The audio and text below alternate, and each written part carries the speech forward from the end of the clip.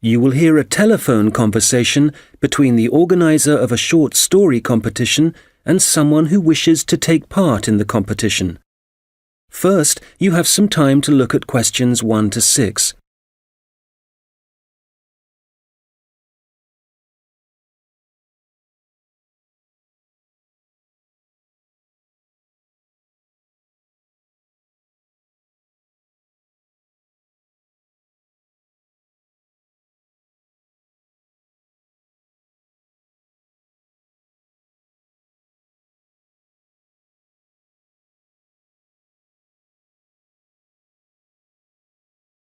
Good morning, Dave speaking. Oh, hi. I'm phoning about a short story competition.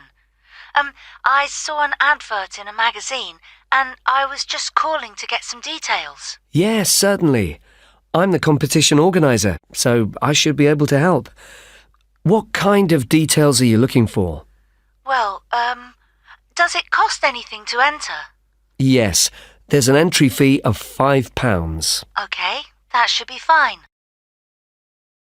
It's a short story competition, so how many words is that? Well, we want to give people a reasonable amount of freedom, but the guidelines are around 3,000 words. Oh, that sounds quite a lot. Well, it's not as much as it used to be. We did have a limit of 5,000 words, but some people thought that was too many. So this year we've reduced it. Right. And does the story need to be about anything in particular? No, you can write about any topic you like. But the main point of the competition is that it has to have a surprise ending. Oh, I see. That sounds interesting. I don't think I've ever written a story like that before. Yes, it's something we've introduced for this year's competition. Right. I'm 18. Is there any age limit? Yes, you need to be 16 or over. So if you're 18, that's fine. Great. So you have the competition once a year, is that right? Yes, we start advertising in January, and the competition takes up a lot of the year. We give people a few months to write their story, and then it takes quite a long time to judge all the entries and to announce the winners. I see. So when is the closing date for the competition? It's already April. I hope I'm not too late. No, you've still got plenty of time. You need to submit your entry by the 1st of August. After then, it will be too late. Although you can always enter next year's competition. Okay, good. So how do I enter? Well, we have a website, and the best way to enter is to complete the entry form online. We also have more details of the competition on the site. Shall I give you the web address? Yes, please. Okay, it's www.comp4ss.com. And that's the number 4, not the word 4. Okay, thanks. I've got that. So I can complete the entry form online, but how do I send the story? Do I print it out and send it to you? Well, you may want to print the story out so you can review it, but don't post it to us. When you've finished your story, you will need to email it to us. The email address is on the website I gave you. Okay, that's fine. Before you hear the rest of the conversation, you will have some time to look at the questions 7 to 10.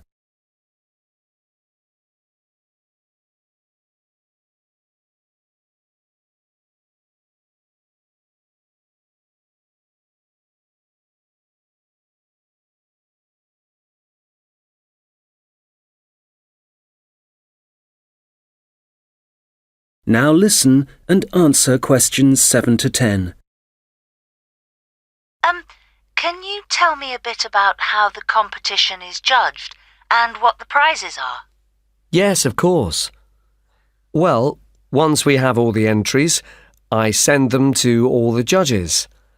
Our competition is quite popular, so we are lucky to be able to use famous authors who are very interested in the competition. That's fantastic! It's great to know that someone famous will be reading my story. Yes, that's right. It takes them quite a while to read through the entries, but eventually they decide on the top 5 stories. I see. And what happens then? Well, they will be published online so everyone can read them. They will not be in any order at this point. They will just be the 5 stories that the judges think are the best. And do all the top 5 stories get prizes? No, it's just the top story and the runner-up. So how is the top story decided? Well, once the top 5 stories are available, it will be the public who will vote for their favourite story. Right, I see. So I need to get all my friends to vote for me then? Yes, that's a good idea. And what is the prize? Well, the runner-up gets a prize of £300, but the winner gets a trip to Spain to attend a workshop for writers. Wow, that's brilliant! I'd better get writing straight away. Yes. Good luck. Thanks. That is the end of section 1. You now have half a minute to check your answers.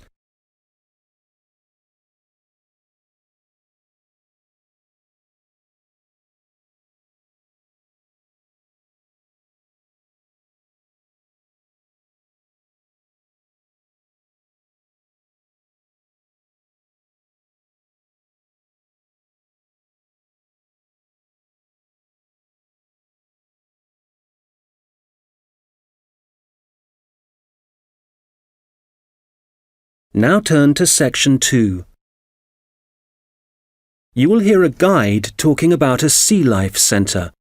First, you have some time to look at questions 11 to 17.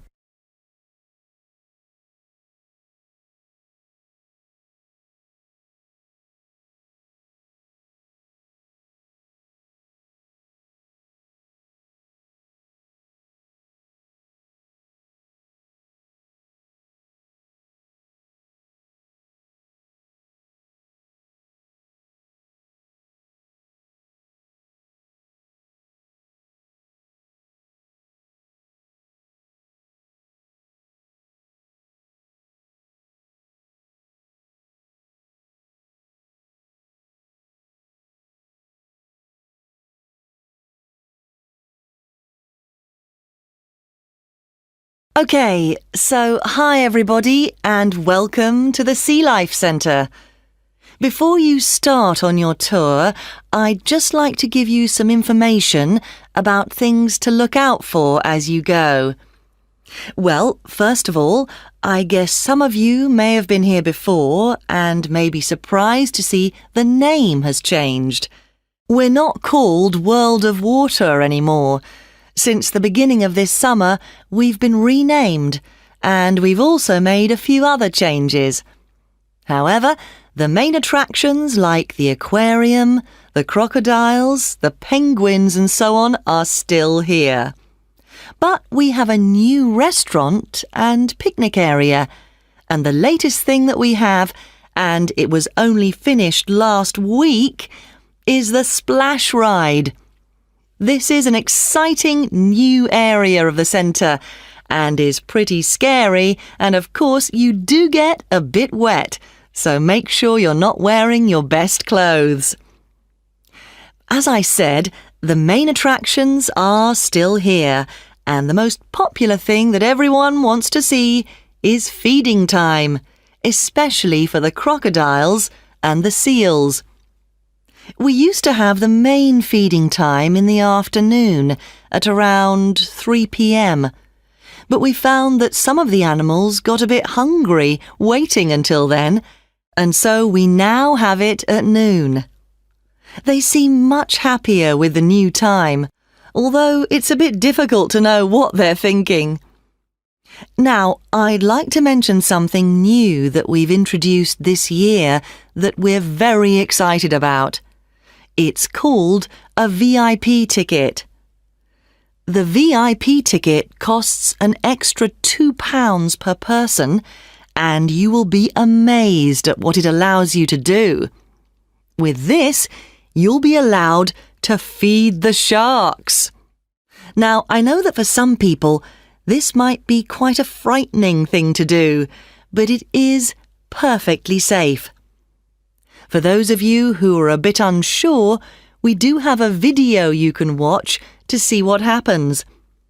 It's a great experience, and your friends will be very impressed. Speaking of friends, I'd just like to remind you that the Sea Life Centre will be more than happy to organise a birthday party for you and your family and friends. If you need more details, you can speak to me afterwards, and there are also forms at the entrance that you can fill in. I'd also like to bring your attention to the good work that the Sea Life Centre is doing in support of animal conservation. I'm sure you're all aware of the worrying situation with a large number of species facing extinction. Here at the Sea Life Centre, we're taking action by asking as many people as possible to sign a petition. Once we have over 5,000 signatures, we are planning to send it to the government in the hope that more people will begin to take it seriously. Right, well, there's obviously a lot going on at the centre and a lot of things to discover. At all the attractions, there is helpful information, so please read as much as you can, and if you want to see what you've remembered, please do the quiz after your visit. There are no prizes, of course, but I'm sure you'll be surprised by how much you've learnt. Before you hear the rest of the conversation, you will have some time to look at the questions 18 to 20.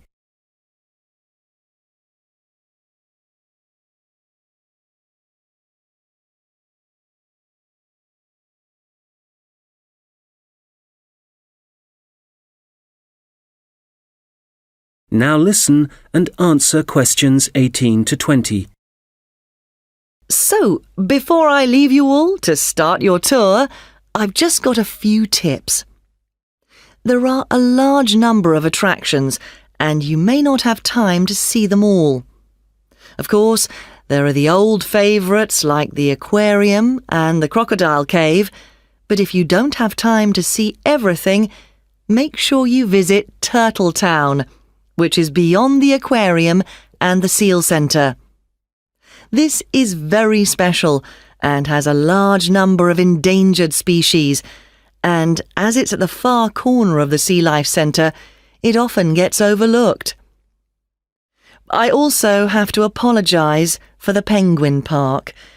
This has needed some urgent work to be done, and so will not be open for the next week. We're very sorry about this, but I'm sure you'll find the Seal Centre, which is directly opposite it, will keep you entertained just as much, if not more. We're also very busy today, as you may have noticed on your way in. Everyone starts here at the aquarium, but as it's so big, there's no waiting to get in. But today, we're expecting a lot of people to want to see the crocodile cave, as a couple of eggs have hatched out. So expect delays there and, if you like, move on to the Seal Centre first and then go back when things are quieter towards the end of the day. So, I'll leave you now, but if you have any questions, I won't be far away, and have a great time at the Sea Life Centre. That is the end of section 2. You now have half a minute to check your answers.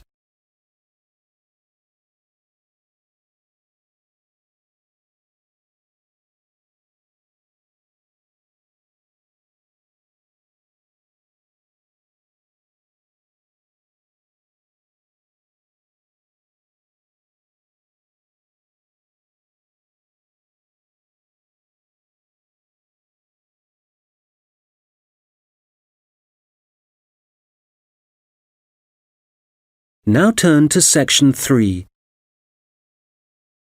You will hear two students talking about their university studies. First, you have some time to look at questions 21 to 26.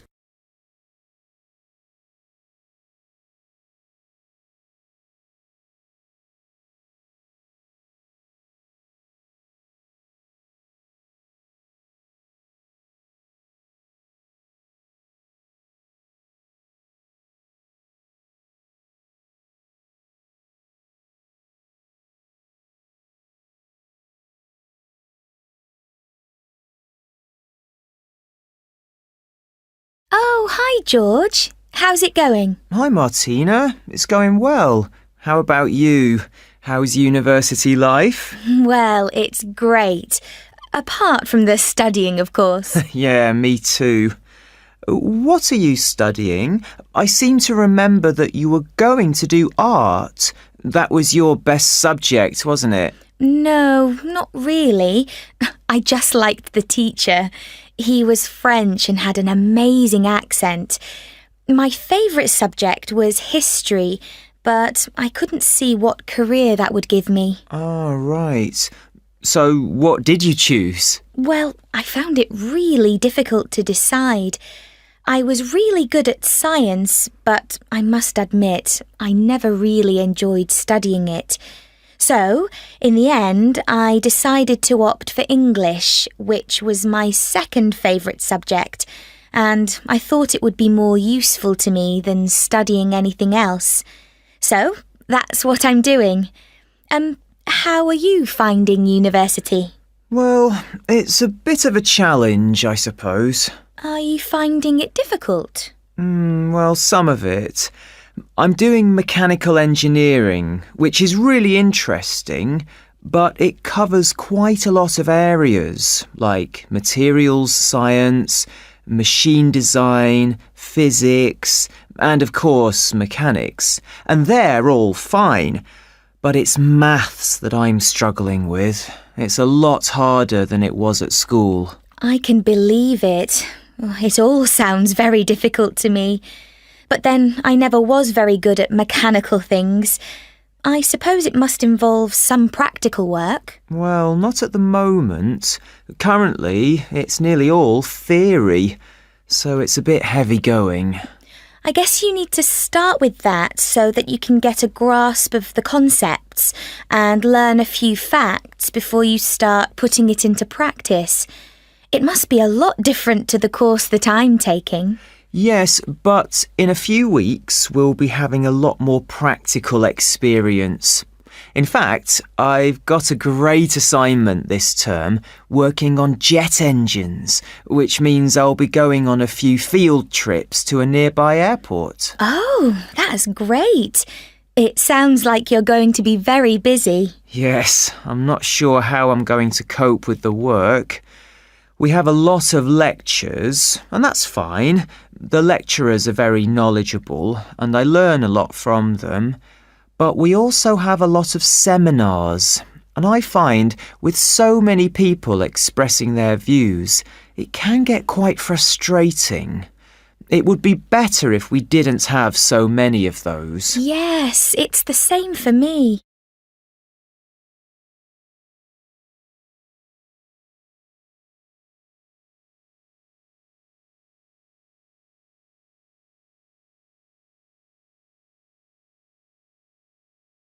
Now listen and answer questions 27 to 30. How are the students at your place? Well, I haven't really met anyone yet. They all seem a bit quiet. Perhaps they're working hard. They don't appear to be very studious here, but they are very friendly. I must say, I've been doing a lot of sitting around and chatting over the last week or so. Well, that's good. The only person I've spoken to really is my tutor. He's very approachable and seems to understand how difficult it can be starting university. It's good to have someone you can talk to, and he may help you meet other students. Actually, that doesn't bother me. I'm bound to get to know some people sooner or later. It's more a question of finding out what I need to do, where to go and so on. I hope he can help me with that. Oh, I would have thought so. Well, we certainly have a lot of work ahead of us. It seems like a long time, doesn't it? Studying for 3 years. Yes, it does. But I'm sure it'll go quickly. You know, I'm really dreading the first assessment. Yes. For the course I'm doing, we have to hand our first one in at the end of next month. Really?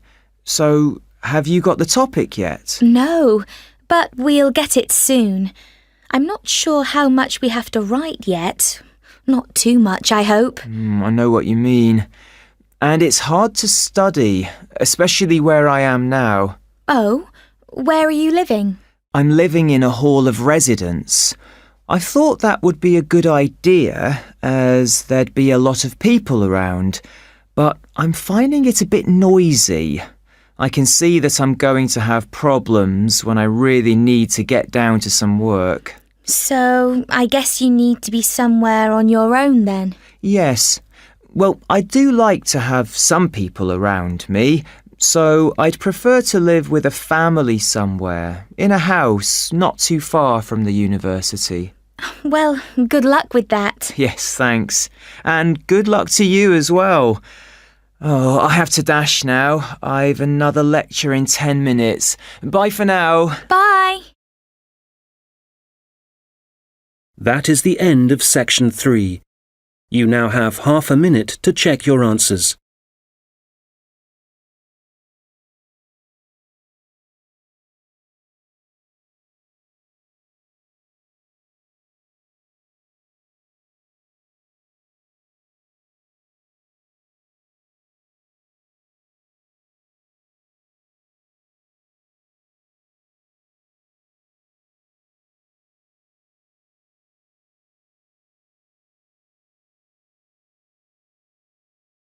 Now turn to section 4.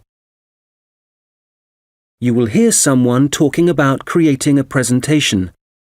First, you have some time to look at questions 31 to 40.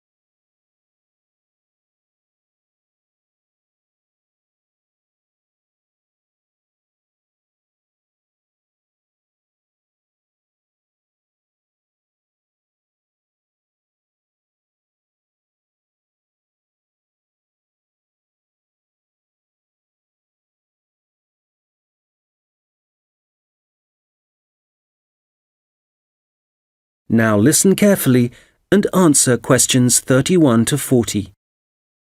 Hello, everyone. You've all been given an assignment for your sociology course, which will involve giving a presentation to the rest of the group. And so today, I'm going to be giving you a few tips on how to prepare your presentations. This should help you with your current assignment, but a lot of the principles I'll be putting across will be general principles which will, of course, help you with all your future presentations. So, first of all, the most important thing to consider is your audience, and in this instance, your audience are the other students in your group. There are 3 points to bear in mind. Firstly, you need to ask yourself what they need to know. Secondly, it's useful to consider whether they'll be supportive or not. And thirdly, will it be a small group, say 3 or 4, a moderate gathering of 20 or so people, as for your current assignment, or will there be hundreds of people?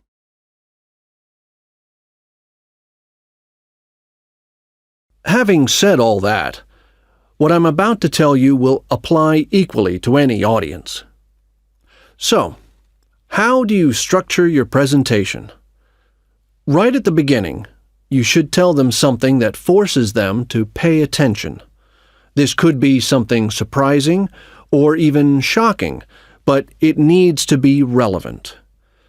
After that, you need a list of items or topics showing them what you'll be covering, rather like an agenda. And then the main part of the presentation will follow.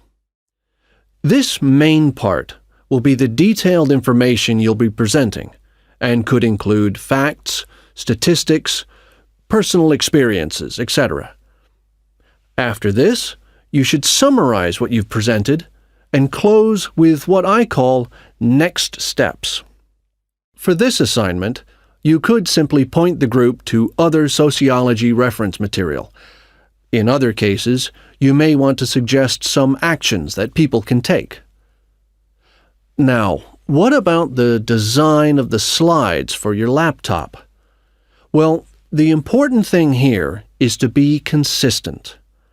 You need to have the same type of font and use the same color and size for the same elements. For example, all headers need to look the same. All bullet points need to be presented in the same way. And don't just stick to words. Bring the presentation to life by adding graphics. These could be in several forms, such as pictures, flowcharts, diagrams, histograms, and so on. And so let's move on now to presenting. You have your presentation prepared, and you're ready to start. Well, it's important to give a good impression from the start. So take 3 deep breaths, look at the audience, no matter how frightening they may be, and be enthusiastic and energetic. As you go through the presentation, remember to provide some variety in the way you speak. So, for example, you can talk fairly rapidly for information that may be familiar, but then slow down for more unfamiliar sections. And change your tone as you speak. Don't keep it at the same level all the way through. As I mentioned, look at your audience. A good tip is to pick people out and look at them for around 5 seconds. Not looking at the audience gives the impression that you're either not interested in them or terrified of them. Looking too long at one particular person may make them feel rather uncomfortable. There may be points in your presentation that you want your audience to really absorb, and in order to make important points stand out, you may consider adding silence right after these. It will give people time to reflect on what you've just said. Also, you may be presenting complicated ideas or technical details, but try to keep everything as simple as possible. Use simple words and as few as possible. And be clear. If you say something like, "This appears to be," it implies uncertainty. So using weak verbs such as appears, seems, could be, etc., needs to be avoided. I'll just finish off with a few thoughts on questions and interruptions from the audience. You may choose to invite questions from the audience as you go, or ask them to wait until the end. Either way, questions should be encouraged, as it provides you with some feedback on how interested the audience is and how well they're understanding you. When a question is asked, you need to provide an answer that is as accurate as possible. So, initially, my tip is to repeat it. This will ensure you have heard it correctly and will give you a few seconds to gather your thoughts. Interruptions, on the other hand, can be unwelcome, and you may get them for a variety of reasons. It's likely, however, that there's something in your presentation that's unclear or confusing. So my advice is to reduce problems by reading through your presentation beforehand and predicting potential points which could cause interruptions. You may then want to change that part of your presentation, or at least you'll be prepared if someone does interrupt you. Now, do you have any questions?